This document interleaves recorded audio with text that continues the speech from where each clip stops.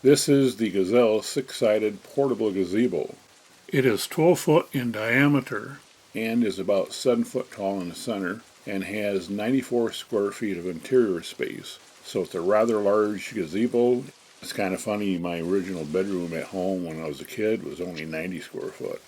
You may have difficulty finding a place to store it in your RV as it is a bit bulky and it weighs about 34 pounds. Gazelle also makes a 5-sided gazebo, which is a bit smaller and perhaps a bit more manageable. The 6-sided gazebo is called the G6 and has room for up to 8 people. The 5-sided gazebo is the G5 and has room for up to 4 people.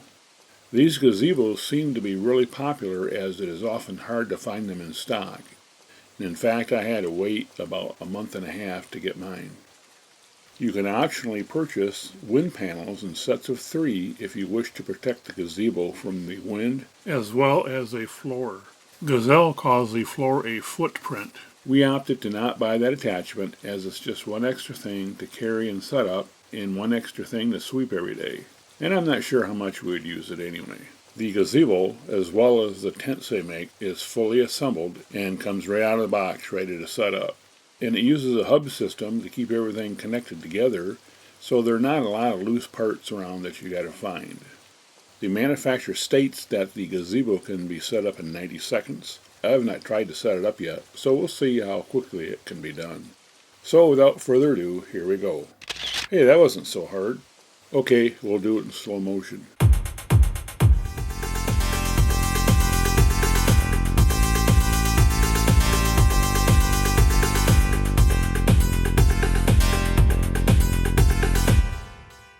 The first time we set it up, it took about 15 minutes, but I'm sure that once we get a better idea of how it sets up, it might indeed only take 90 seconds. One thing is for sure, we could take it down in 90 seconds.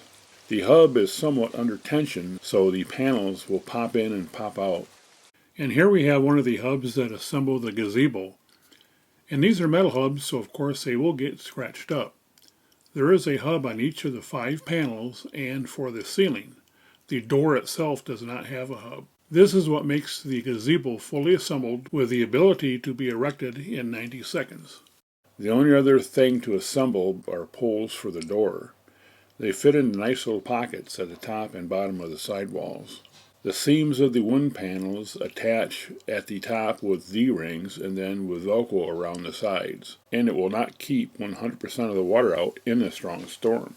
This is another reason why we did not go with the floor, as water can get into the inside and be trapped by the floor. I do have to admit, though, that with these covers in place, it does get kind of hot. It's about 70 degrees out, and it's a nice day. I think if we had marginal temperatures in the 40s, 50s, which can sometimes happen when you're camping, this would be just fine. Is this gazebo Leo-approved? Huh? You're not sure? Or you gotta think about it? I think Leo likes it because he can see outside. This video is approved by Leo. Visit rv-project.com.